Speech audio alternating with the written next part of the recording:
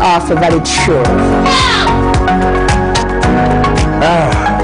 My radio is my best friend. UCC provides an enabling regulatory environment and policy guidance for healthy competition. We also facilitate ease of doing business in the communications sector through licensing, standardization, spectrum management, tariff regulation, rural communication development, and consumer empowerment. An informed consumer is an empowered consumer. UCC supports local content and innovations.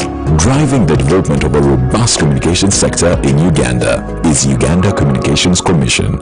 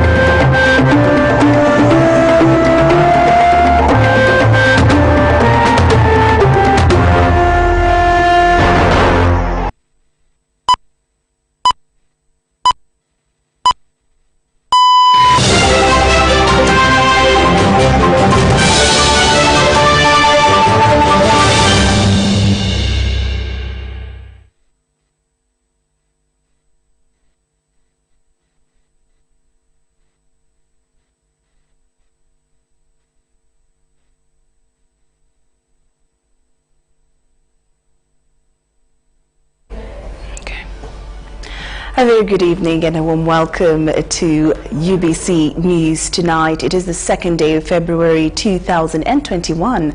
I'm Lauryn, Masika, Kazimoto, and of course on the sign language we will be joined by Elizabeth Nakakoni. Now we start off with our first headlining story for this evening. Parliament has appealed to Ugandans to be more vigilant as the government battles the deadly COVID-19 pandemic. Now the call was made during a special sitting of Parliament to honour fallen legislators who lost the battle to COVID-19.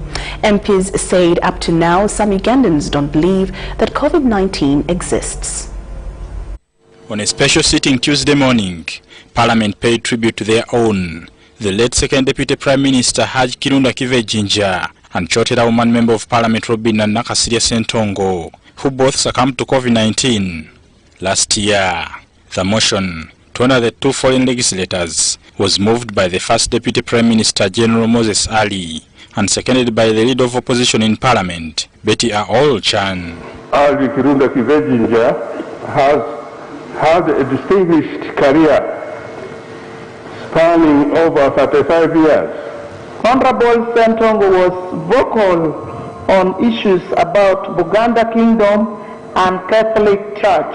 Kivejinja died on Monday 19th December 2020 at the age of 85, while Robina Sentongo died on 18th December 2020 at the age of 59. Kivejinja was among the longest-serving ministers in government and was one of the founders of President Museveni's Uganda Patriotic Movement, UPM, that contested the 1980 elections. Legislators held Kivejinja's spirit of national unity, looking beyond the tribe and political affiliation. Honorable Kirunda Kivejinja was many things in this country. In terms of political tolerance, I have not seen a politician who is as tolerant as the Honorable Kirunda Kivejinja. Veteran Speaker, so many times in my home, he has been the chief guest at my functions, even those that are political. Despite the fact that he's NRM, I am Jema. Veteran Speaker, he has lived a very modest and simple life.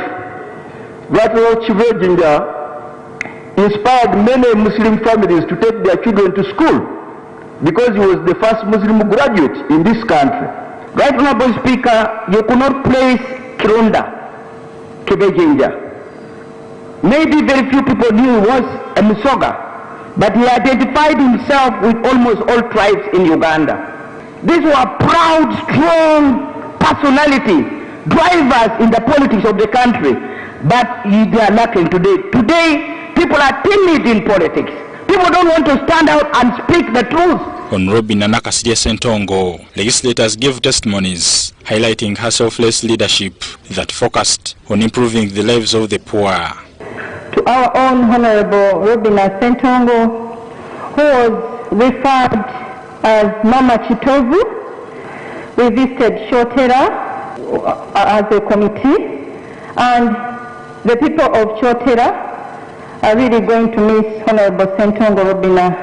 She has done a lot to the community there because we witnessed so many projects which she has left behind. Madam Speaker, within that week, a group photo was shared where about 5 people in that group photo all perished, and depicting that actually it was in that group photo that the virus spread, because the husband was in that picture, the bishop that passed on was in that picture, and others. Bugiri Municipality Member of Parliament Asumani Basalirwa asked government to investigate the circumstances under which the late Kive Jinja was sent off. He says he was wanting. The Right Honorable Kive Jinja was entirely a state funeral.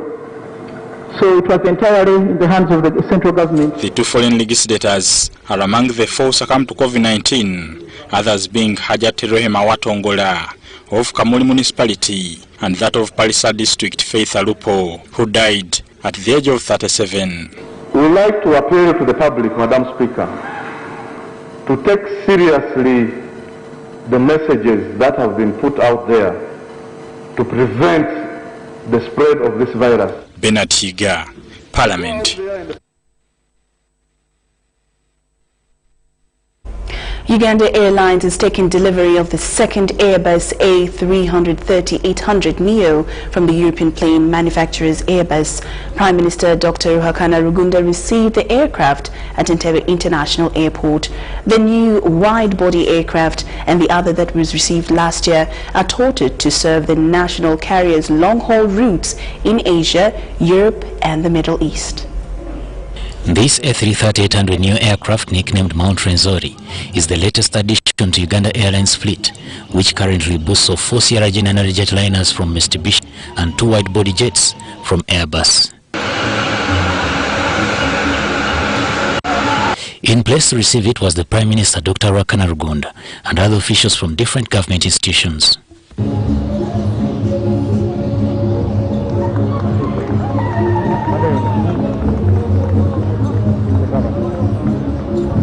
Uganda Airlines says the arrival of the second Airbus A330 will herald the opening up of more routes on top of the 9 regional routes they are currently serving. We are working steadily to expand our network, and from the 6 countries that we are flying to now and the 9 destinations that we have opened, we are soon looking forward to adding other destinations. I'll mention just a few: Johannesburg, Harare, Khartoum, Addis, Kigali, Lagos, Accra, and with the A330neo, we are looking at connecting Uganda to the Middle East, to Europe, as well as to Asia.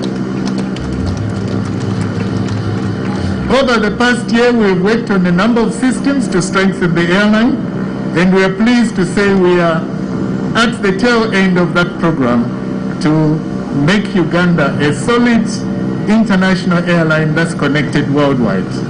Works and Transport Minister General Katumba Wamala called upon Ugandans to support the national airline. This aircraft and others in the fleet are national assets, and I want to congratulate all Ugandans on this new acquisition. I call upon all Ugandans to continue supporting this effort and also patronize the airline. Patronize the airline. If you are flying in any destination where Uganda Airlines fly, please let the Uganda Airlines be your first call, unless if it's not there. His counterpart and Finance Minister Matia Kasaija tasked the airline management to ensure that their operations reap returns on investment. I know aviation industry at times is very difficult to make easy money at the beginning, but we must have a strategic plan how we turn this business into a profitable one. On his part, the Prime Minister, Dr. Uganda, hailed the team of professionals at the helm of Uganda Airlines who have overseen its revamp. Pilots, Ugandan pilots, and aircraft engineers played a critical role to give all the necessary technical information about starting of this airline. So really the level of technical personnel in advising political leaders to do right things for the country and for the continent and for humanity is crucial. And this new airline is a living example of what this technical input and the political decisions, policies and way forward can really produce. So I thank the pilots and engineers who are involved in this exercise.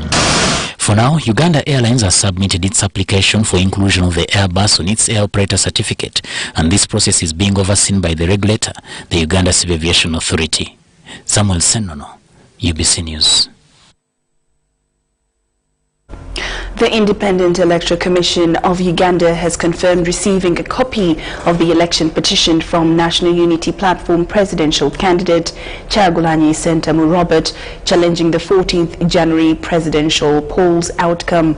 In preparations for their defense, the Commission has hired 2 legal firms in the names of Kampala Associated Advocates and Okello Oriem and Advocates. On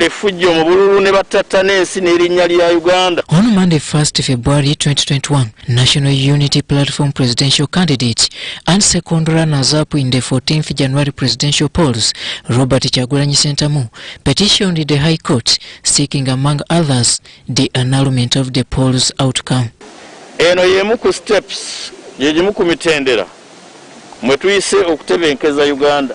The accused or the first respondent in Kyagulanyi's case is NRM's presidential candidate and winner of the 14th January presidential polls, Yoweri Tibuhaburwa Kaguta Museveni, the Electoral Commission as second respondent, and the Attorney General as the third respondent. We have been formally served, and our legal department has received the documents relating to this petition, and they are handling it. They will be advising the Commission on how to proceed. And the Commission has actually already put up a team that will handle this matter. Paul Bukenya, who serves as the acting Electoral Commission's spokesperson, tells UBC that so far 2 law firms, Kampala Associated Advocates and Okello Oriem and Advocates, will join hands with the Commission's legal team for defense. Our legal team will be supported by 2 other law firms, Kampala Associated Advocates and Okello Oriem and Advocates, another firm from Kampala. So we have a team that is going to address this matter, and it will be guiding the Commission and responding to the matters that are now before court.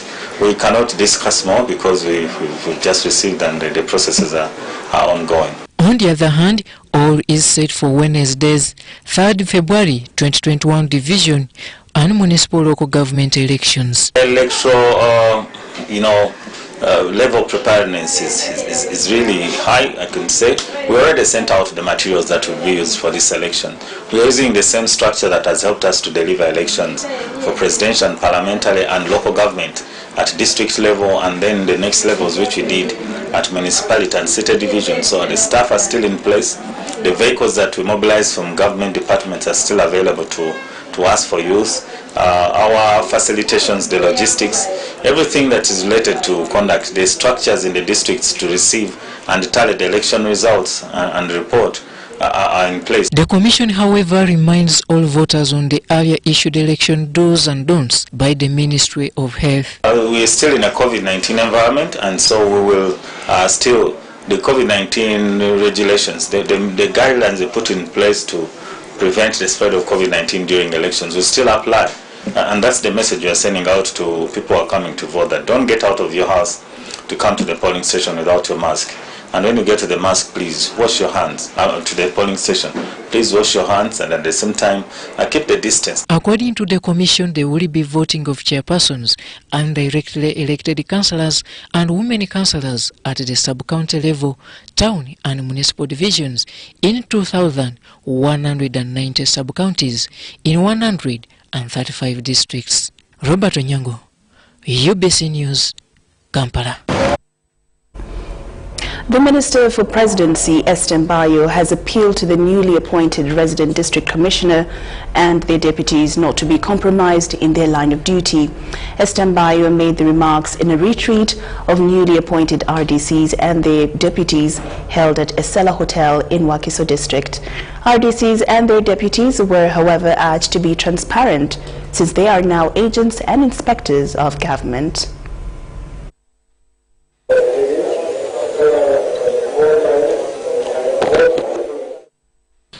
The newly appointed resident district commissioners and their deputies have been sworn in today by the Minister for Presidency, Esther Mbayo, at Esela Hotel, Wakiso District. Their oath was administered by the Deputy Registrar of Oath, Lauryn.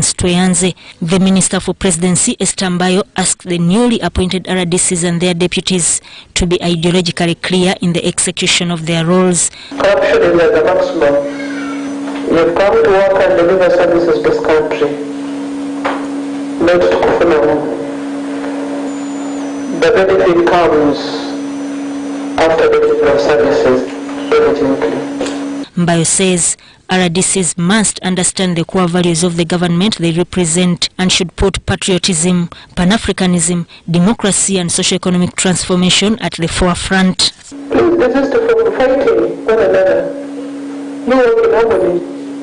If you don't agree, then you have the fighting, you have your supervisor. You report. For me, I'm here to bring people to order for as long as I'm still the Minister taking the presidency. They were asked to monitor both central and local government programs to assess their upshots and not to be misled by those who want to misread their mandate. They were also urged to work towards curtailing the occurrence of corrupt tendencies, being change agents and never to settle for less in their districts. Mbayo also proposed to them that plans are underway to make Chankwanzi an international leadership institute.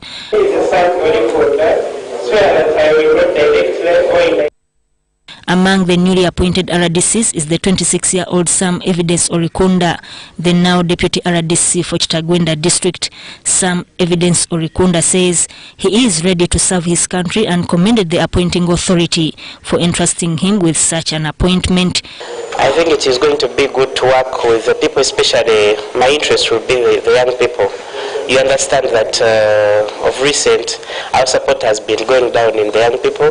My focus in Kitagwenda and other neighboring districts will be to engage the youth, talk to them, and make sure that I win their support to the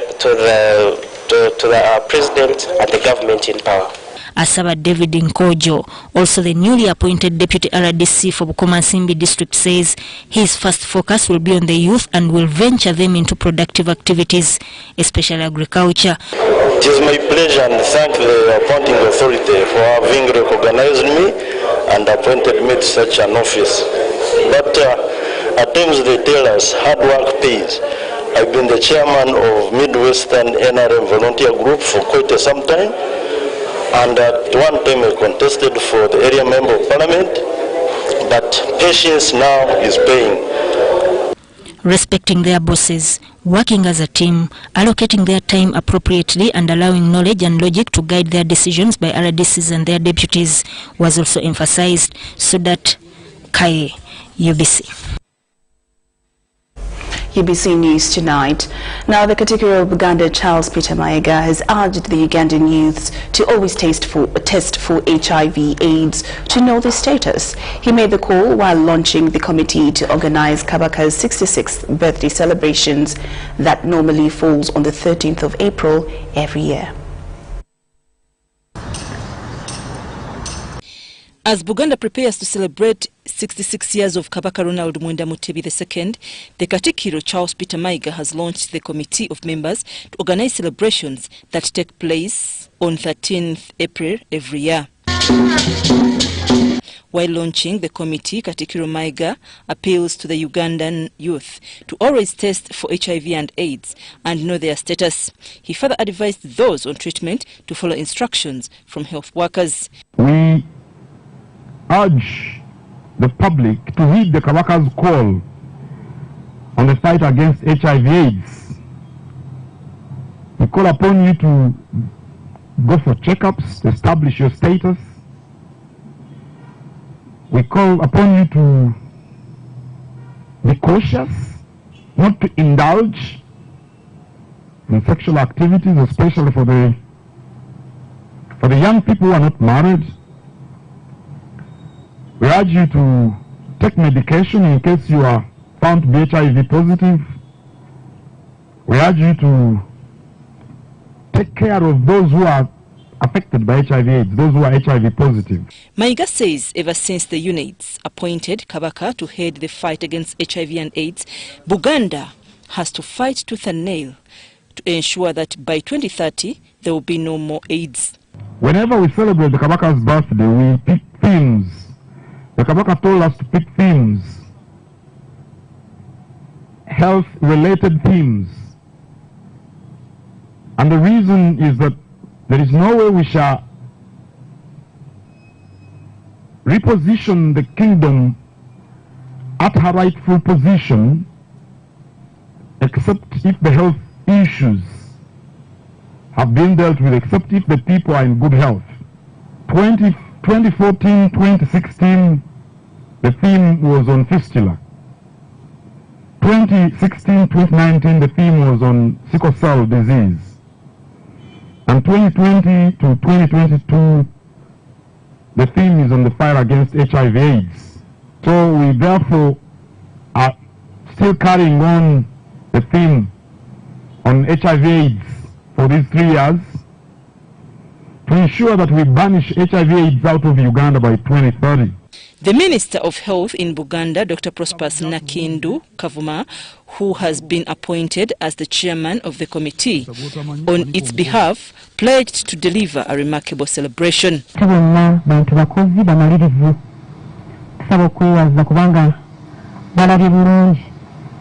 On every Kabaka's birthday celebrations, there are other activities that take place like birthday run, health camps, among others. This year's celebrations are to be organized under the theme, Youths Be on Forefront in Fighting Against HIV and AIDS. I'm Nafka Farida. Now, the National Resistance Movement Party has swept all the 5 youth parliamentary slots. The voting, which began last week and ended on Monday, saw NRM winning both female and male positions.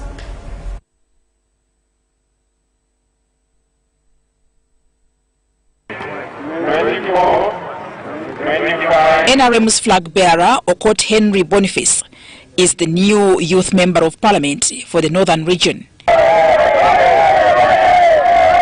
Okot emerged winner in the race after trouncing 4 others in a landslide victory with 1,280 votes of the total 1,485 votes cast on Monday at Peche War Memorial Stadium in Gulu City. Apart from other regions where voting ended early, in northern region it went up to 10:30 p.m. 5 minutes to 8 a.m., the region's returning officer Hajat Sarah Uchirwa announced Okot as the winner.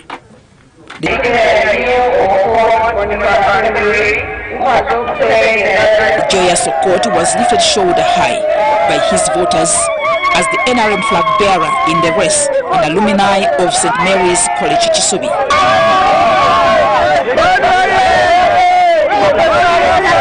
28 Okot from Kole district now replaces the outgoing Omonyi Oscar.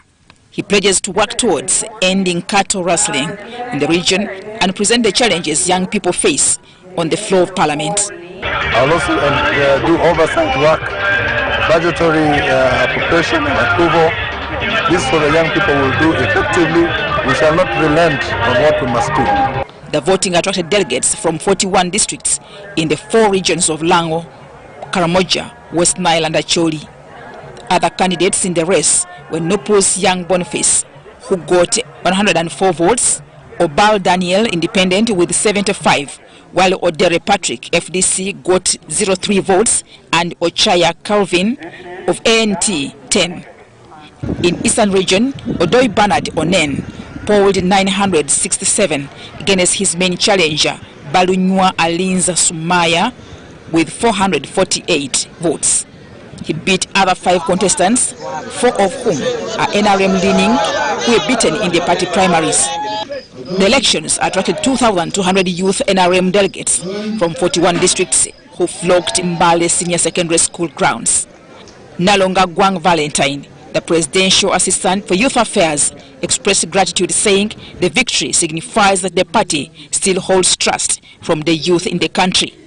The responsibility here in Mbale today to deliver my flag bearer has obviously turned up successful, meaning we are still in control.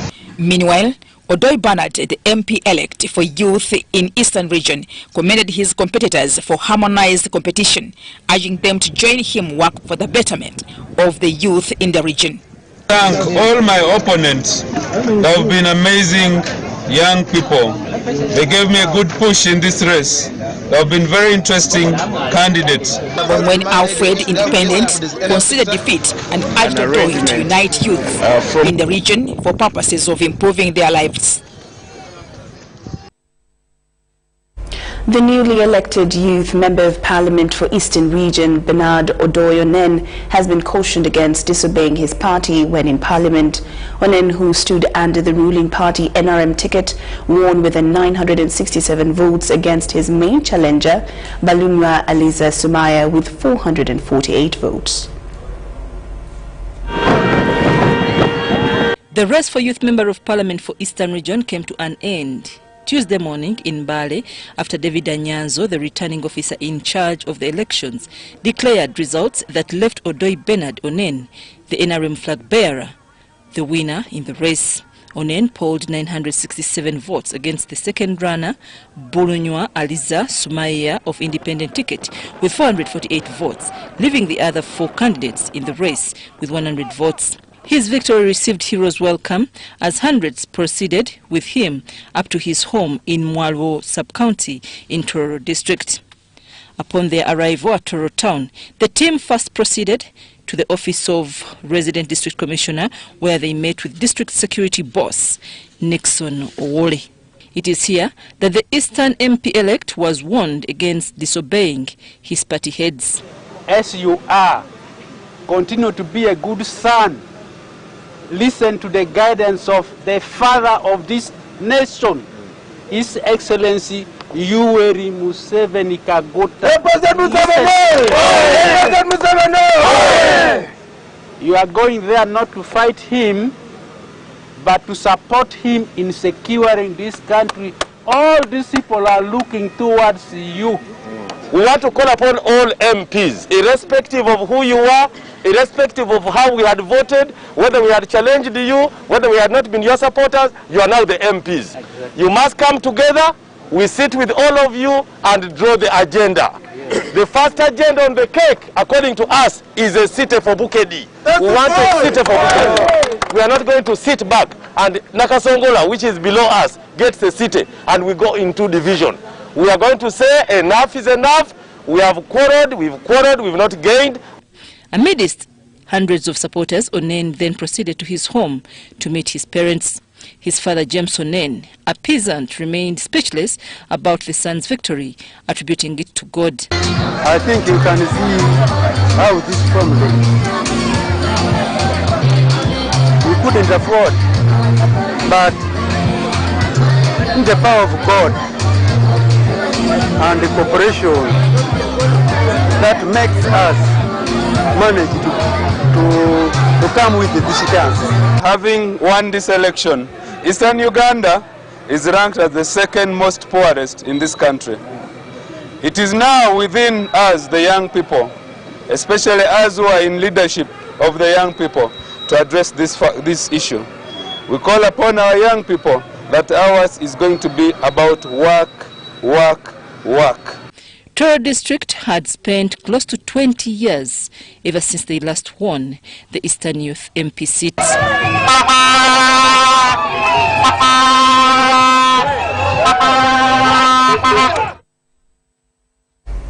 Now, 17-year-old Bamoze Esther, resident of Kawempe Division, fainted during proceedings in the General Court Martial at Makinde after being charged with 6 others on 1 count of unlawful possession of red berets, a preserve of the armed forces. Now, she's part of 7 National Unity Platform supporters who were caught in possession of the berets. The chairman, General Court Martial Lieutenant General Andrew Guti, after charging the accused, remanded them to Chitalia government prison, while Bamoze was remanded to Naguru Children's Remand.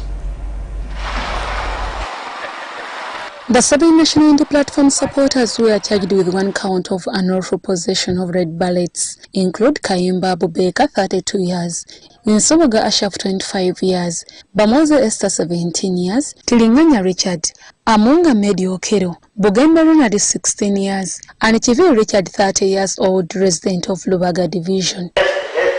Ezeza will go around the 18th day of November 2020, while at Kazo Village, Kawempe Division in Kampala District, without authority, was wearing a headband so nearly resembling one authorized by the members of the defense forces as to be likely to receive. The accused were arrested in Kampala district in areas of Kawempe, Lubaga and Nakawa between the months of November 2020 and 1st January 2021. During the session, one of the suspect, Bamoze Esther, a 17-year-old, fainted in the dock after being charged by Lieutenant General Andrew Guti.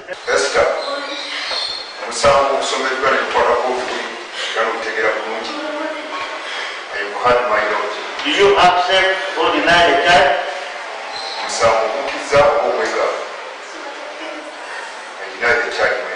Plea or not guilty, enter. Prosecution alleges that in November 2020 and January 2021, the 7 accused persons were illegally in unlawful possession of red ballots, being a monopoly of the defense forces. Prosecution led by Major Emi Echaruhanga informed court that investigations into the said offences are still ongoing and prayed for more time. In this case, still under investigations. I pray to this honorable court that this case be adjourned to the 22nd of February 2021. After hearing both sides' deliberations, the General Court Martial Chairman, Lieutenant General Andrew Guti, remanded the accused to Kitalia prison until 22nd February 2021. However, the 2 teenagers, Bamoze Esther and Bugembe Ronald, were remanded to Naguru Children's Remand. Deborah Namamonde, UBC News. Now, while internet has been a positive catalyst for innovation, education and economic growth, it has also enabled those who would harm children by making it easier for them to produce, access and share child sexual online material.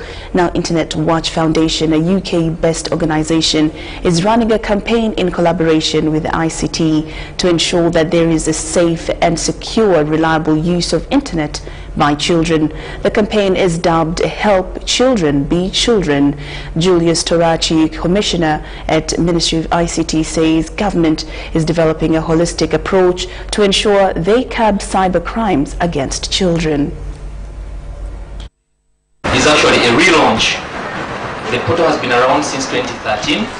We've had a number of reported cases that have been actually resulted into positive takedowns, but the number of those cases has dwindled over time, and we felt that maybe there is a need to re-echo the same message through a relaunch so that we amplify awareness about the tool to help us be able to achieve that.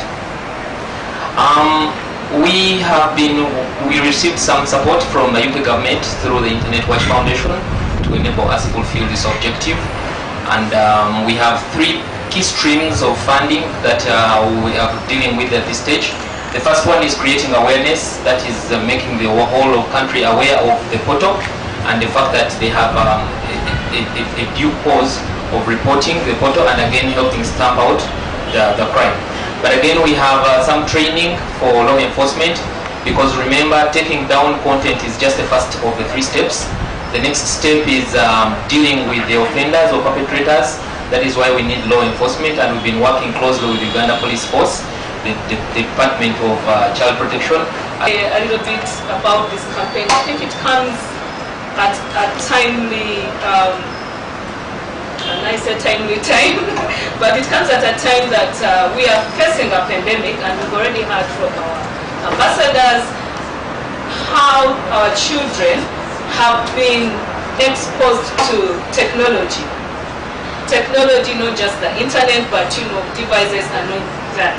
And as the internet society, we push for the safe, secure, and reliable use of the internet. So a portal like Ugandans have been encouraged not to fear the army, but rather work together, especially in keeping peace and stability. Rubaga Division NRM Treasurer, who also participated in the 5-year struggle to liberate the country in the 1980s, Sheikh Swaibu Musa Sentomero, says the UPDF, unlike previous forces, is disciplined and promotes peaceful coexistence with the general public. We have more in this report. Uganda People's Defense Forces, formerly National Resistance Army, is in preparation to celebrate 40 years of its existence since 1981. The day, famously known as Tarehe Sita, will be scientifically marked this Saturday, 6th of February, in Masaka City. Rubaga Division NRM Treasurer, who also participated in the 5-year Liberation War in the 1980s,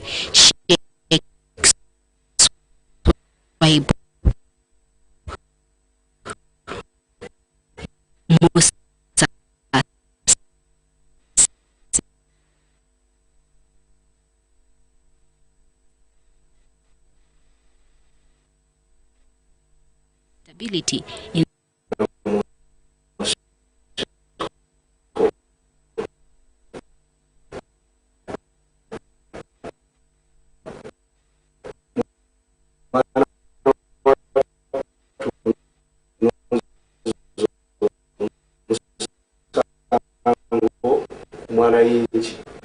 ngera okufuna ekibonerezo obwekya punishment oba kitwalisenga punishment.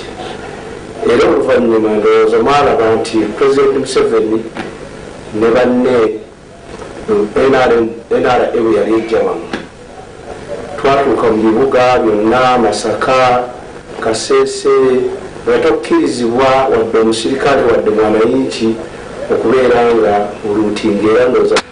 On youth unemployment burden, Sheikh Sentomero commended government for its tireless efforts of persuading investors to establish factories in the country, thereby creating the much-needed jobs for young Ugandans.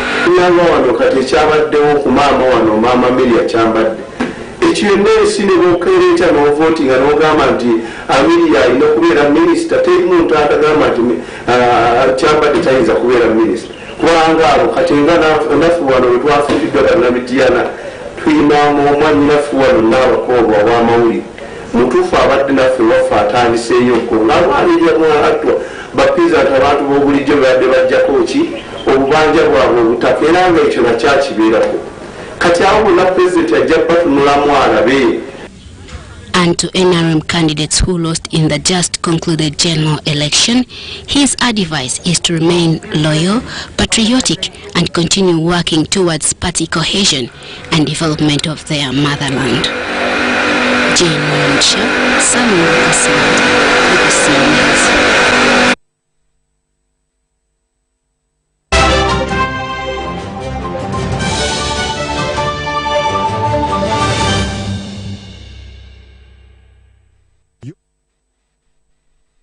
With having a certified technician to wire your premises. Do not use Camille sockets.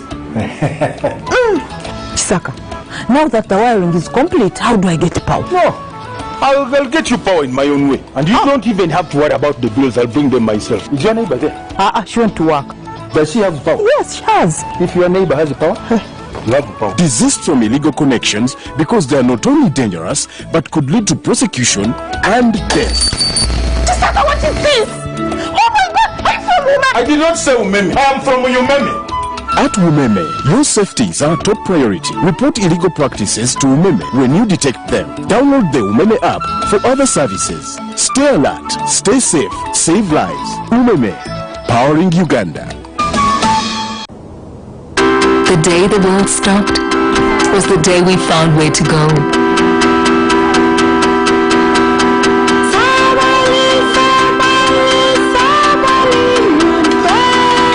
From now on, we're not going to leave anything on our plates, because we've learned to savor the moments that were always there, and they never tasted this good.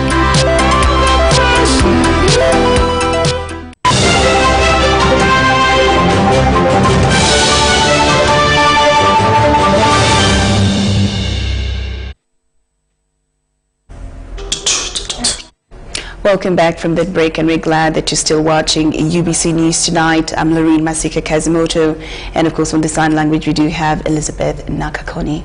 Now moving on to some of your news, the National Coalition of Human Rights Defenders today appealed to government to loosen its grip on the continued internet shutdown, which took effect on the eve of the 14th January 2021 presidential polls. However, in an exclusive interview with the UPDF Chief of Defence Forces, General David Muhoozi reiterated government's commitment to unlock internet for social media users, but revealed that it was necessary for government and her sister state security agencies to shut it down during and after the polls to avoid financial disasters and security risks to the country was bound to go through. We have the details in this report. On the 12th of January 2021, as part of the African Union Convention on Human Rights and the right of vote in a free and fair election, to which Uganda is a signatory to, the Uganda government flagged off several election observers to different parts of the country to monitor the 2021 presidential and parliamentary elections. As a requirement, and among the observers was the National Coalition of Human Rights Defenders in Uganda. However, any attempt that borders on the sovereignty and security of a country, it becomes a requirement of that particular government to protect her people. Much as the election observers had the right to observe the elections, the government of Uganda had observed the security to the misuse of internet that was geared at plunging the country in mayhem, and that could contravene the misuse of internet and computer act at a cost. Among other dangers observed by state security and intelligence agencies involved external financing of political activities in Uganda, which contravenes the Money Laundering Act. Under this very act, the Financial Intelligence Agency of Uganda is bound by law to free bank accounts of any NGO or private company that may be involved in money laundering or illicit financing, despite of the outcries from the National Coalition of Human Rights Defenders, who were partly victims and beneficiaries of external financing of political activities in Uganda. The state has an obligation to respect, protect, and fulfill human rights. Organizations like Uganda Women's Network won it. The freezing of their accounts in banks could not allow them get money to do the work they're supposed to do. The Executive Director, National Coalition of Human Rights Defenders in Uganda, Robert Chirenga, says they totally disagree with government and Uganda Communications Commission on shutting down the internet for it affected 90% sectors in the country. It wasn't necessary in our view, because it disorganized many people. In whatever justification, whether it was national security, there were mechanisms they could have used to ensure. After all, you had deployed troops all over. The internet is a cyber war. So even if I were to incite you to use the internet to go on the streets, which street were you going to go to when they had deployed hundreds of foot soldiers? You should look at technology in a way that they can curb those persons whom they perceive to be misusing the internet. Internet was shut down. It was deliberate to keep the population into darkness. Despite of the outcries, the Chief of Defence Forces for the UPDF, General David Muhoozi, acknowledged their concerns and said that government was committed to unlocking the internet, but he revealed it was necessary to shut down the internet services in the interim to avoid what would build up into acts of lawlessness and violence in the country. Messages ngezo nezisingawo ze bali bategese ezokukola ebintu ebibi ebyobukyamu ezaleetawo okugugala Yes, kubakoseza naye buli kintu kirina omuwendo nebwetwandigaddewo omutimbagano byetwandifiiriddwa byandisuse ku ebyo byetufiiriddwa. So ndowooza mu kulaba ku nsonga eno tulina okukiteeka ku minzaani ate tulabe. Shaidat Nasaku, UBC. Residents of Bushenyi and Karuhama in Chihunda Ward, Shema Municipality, are in shock after 58-year-old man Wenje Stephen killed his own 24-year-old son using a machete, accusing him of dropping out of school. Now, according to Lois Natumanya, the wife to Wenje and the mother to the boy, say that the father has not been in good terms with the son Daniel Turiahabwe, accusing him of dropping out of school and returning home with a 1-year-old baby girl.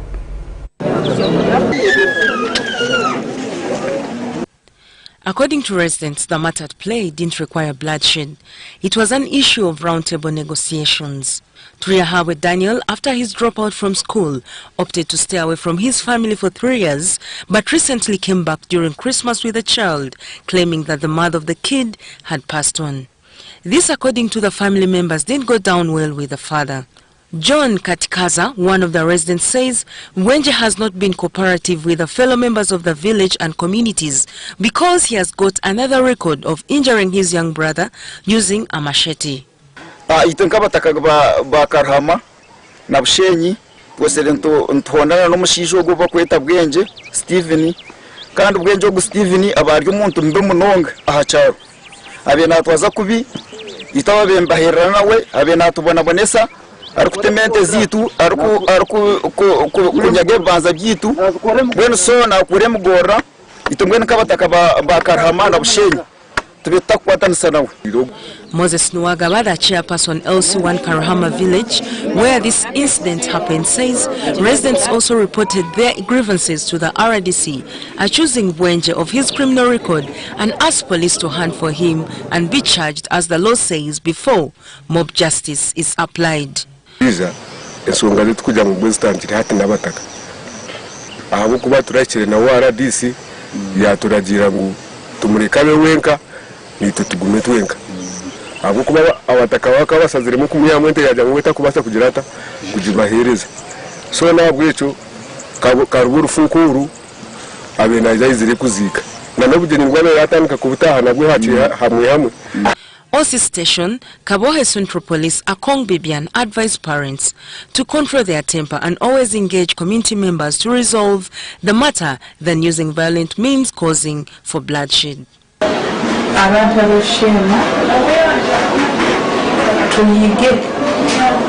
My people of Shema, I kindly request you to always find a way of managing your anger, because killing each other is not the way to solve issues. So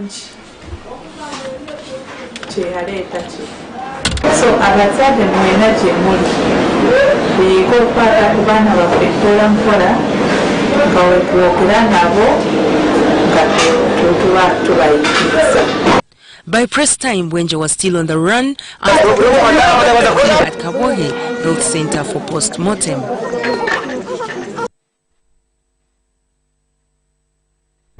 Now, it's usually advised that before you make a hasty decision, you should not make decisions or act out of anger. May the soul of the young man rest in peace.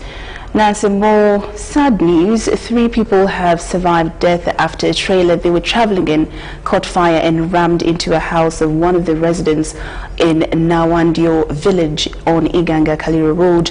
Occupants of the trailer, registration number UAM 694L, that was going to Iganga from Kaliro, jumped off the vehicle and ran for dear life. The accident took place near Starbucks petrol station, whose staff helped put out the fire using their fire extinguishers.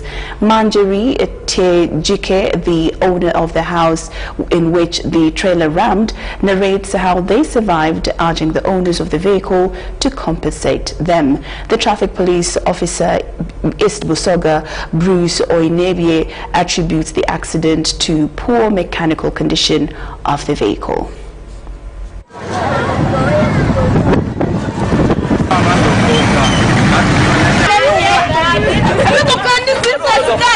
tituli muntemu.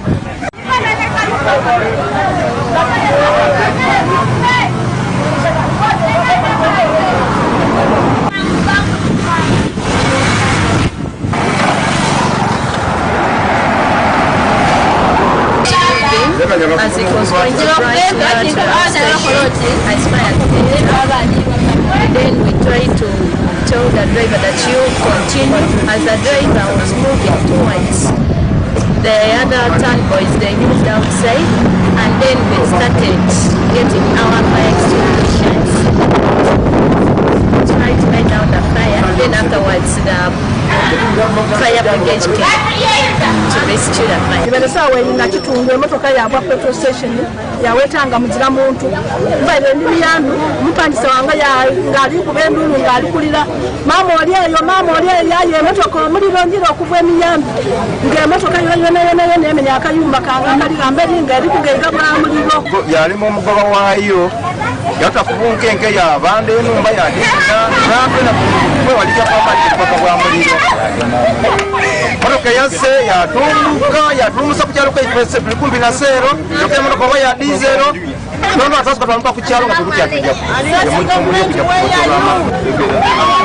abataka bakukira tukole kwetoka nga wazirati kasoboka bageza ku emotoka yona ekyoto kiri kwa Kabaka bwa muliro banga aviirere ng'emotoka olwedde egemye omuliro yabona nga alina gikyamya we tuli ni mutyamye waawano ni gavumenti eno ndagalavu tukubire fire brigade okuyida ozimya omuliro era malairo abantu ba bulido n'abazimiza omuliro ife beene kwekola mu mulimu kale mwene motoka eno eida aliwirira akayumba ako kamukaire ye especially these sugarcane farms. Some of the vehicles are not in a good mechanical condition. We are going to start. All right, UBC News Tonight takes a very short break, but we'll return with more stories.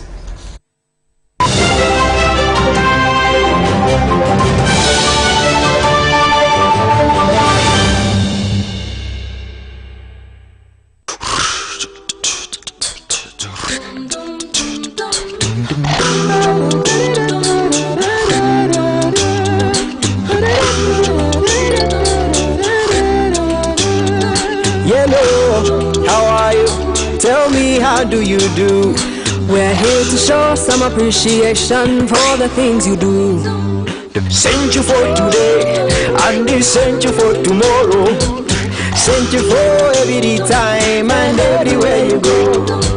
We love you so, and we enjoy life with you. We are happy to know that we will go with you. That's why we say thank you, yeah.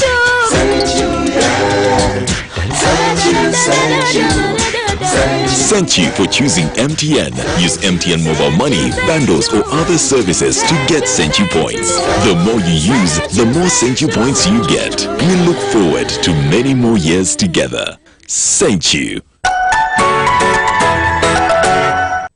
What do you need as a voter on polling day? Here are the requirements to vote. Present yourself to the polling station where you are registered as a voter. Present your voter identification documents. This could be your national identity card or your voter location slip. If you do not have any of the above, you can still be assisted by the presiding officer to check and confirm your particulars on the National Voters Register. The presiding officer will authenticate your identity using the biometric voter verification machine. After verification, you will be issued with a ballot paper. Proceed to the Benson and mark the candidate of your choice using either the tick or the thumbprint. Fold the ballot paper lengthwise as shown by the presiding officer. Proceed to the ballot box and carefully insert the ballot paper inside. The polling assistant will mark the cuticle of your finger to indicate that you have voted. Exercise your right to choose your leaders. Please note that the polling station opens at 7 a.m. in the morning and closes at 4 p.m. in the evening. Please get your polling station in time to vote. Also, please visit www.ec.or.ug for more information on your voter details. This message is brought to you by the Electoral Commission.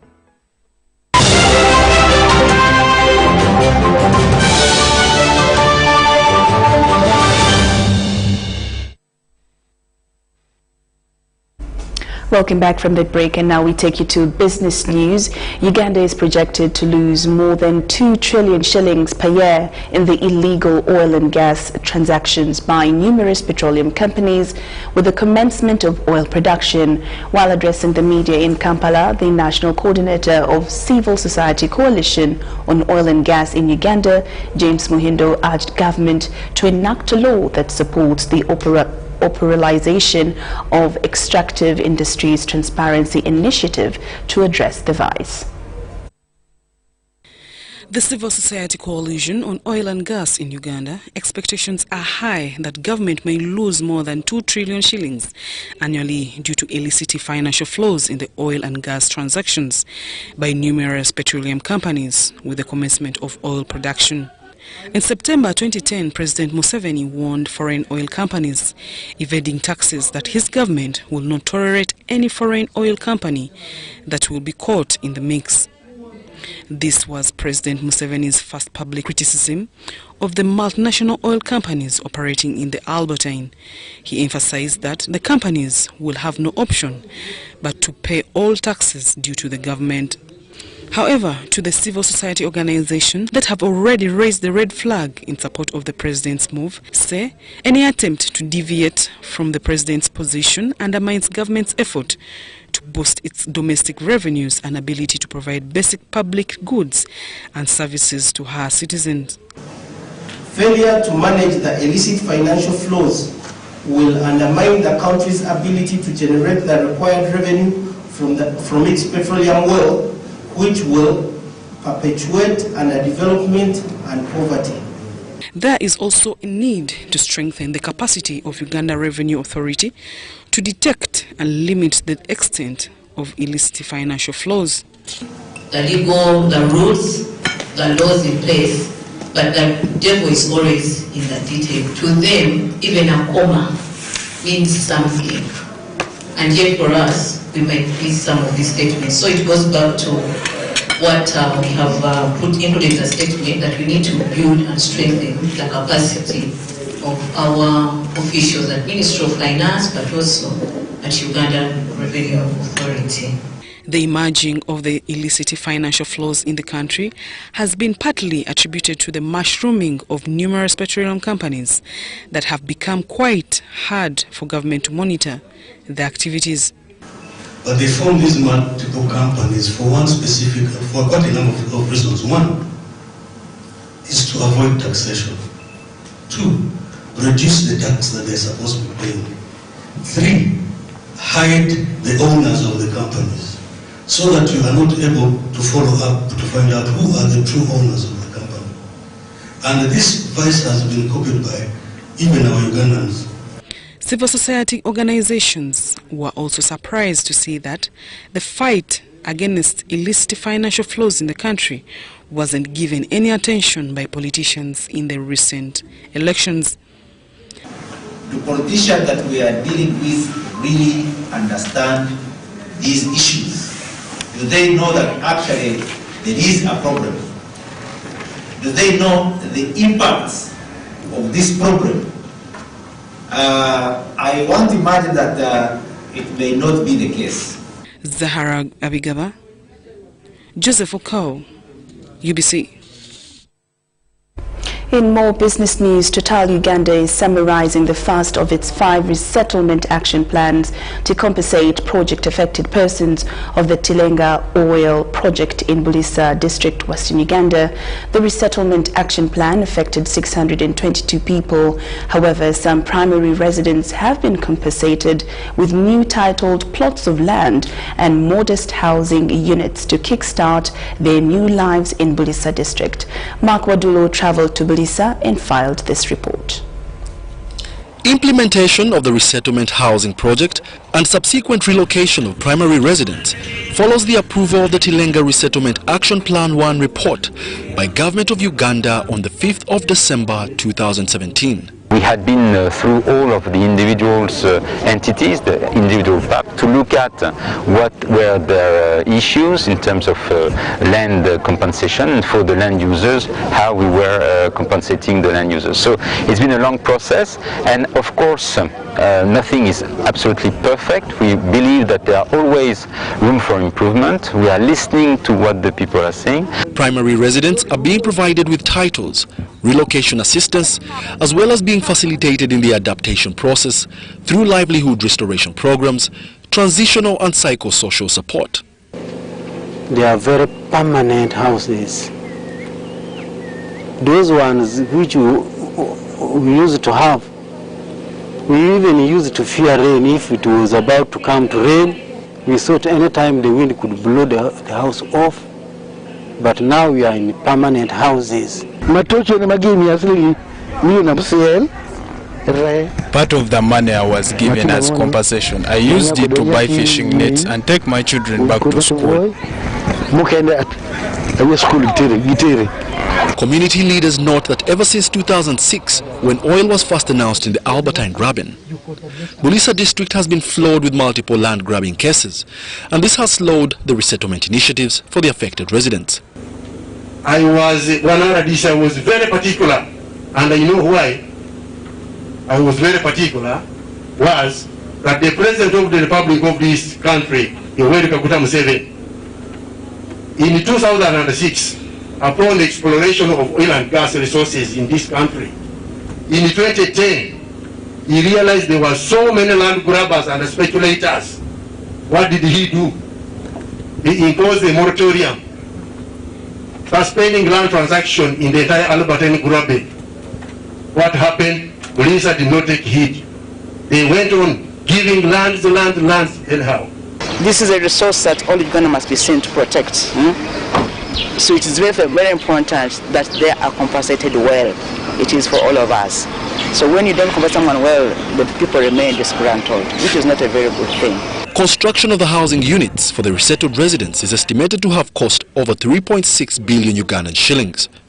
29 housing units have been handed over to primary residents who are part of 622 project-affected persons of the Total Tilenga oil project. Now this is under phase 1 of the resettlement action plan, which is also coinciding with preparations of the final investment decision in the next few months. Reporting for UBC News, Wadulo Mark Arnold in Bulisa District.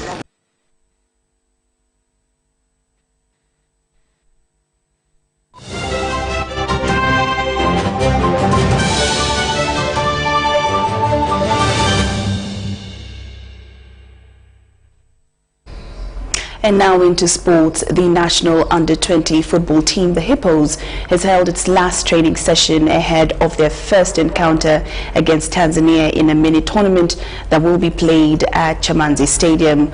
Molibie Kwaso, Hippos tactician, asserts that focus was put on attack, a move that will help the team score goals against their opponents.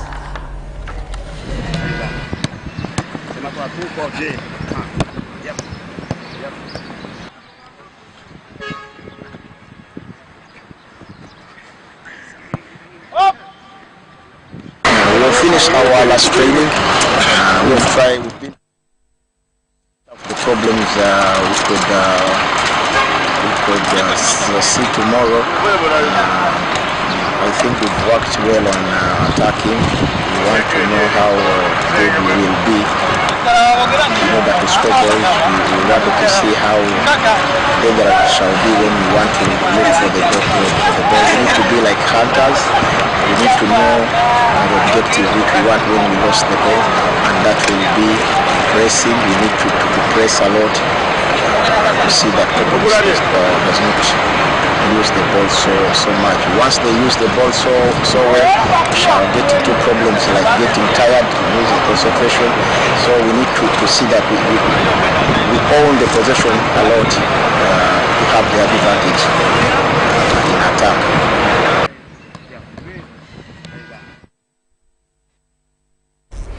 And with that, we come to the end of this newscast. Thank you so much for your company. We now leave you with Alex Kim Sempa with our weather for tomorrow. Lauryn, Masika, Kazimoto, and on the sign language, Elizabeth Nakakoni. We wish you a lovely night.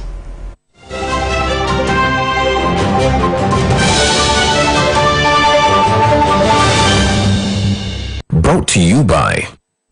At Umeme, your safety is our top priority. Report illegal practices to Umeme when you detect them. Download the Umeme app for other services. Stay alert, stay safe, save lives. Umeme, powering Uganda. You're welcome. Here is the weather forecast from the Weather Center only here on UBC TV with Sempa Alex Kim. We have been dealing with sunny conditions across the country today.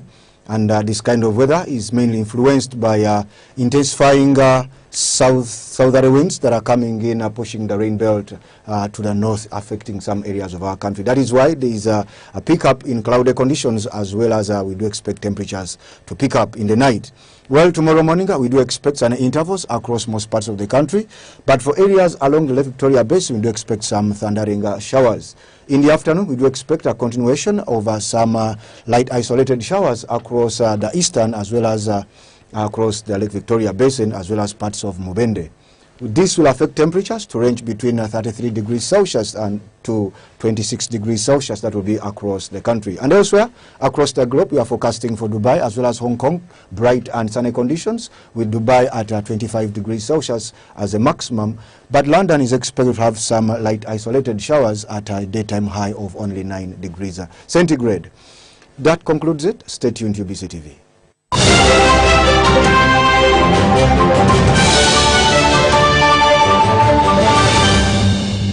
Brought to you by... At Umeme, your safety is our top priority. Report illegal practices to Umeme when you detect them. Download the Umeme app for other services. Stay alert, stay safe, save lives. Umeme, powering Uganda.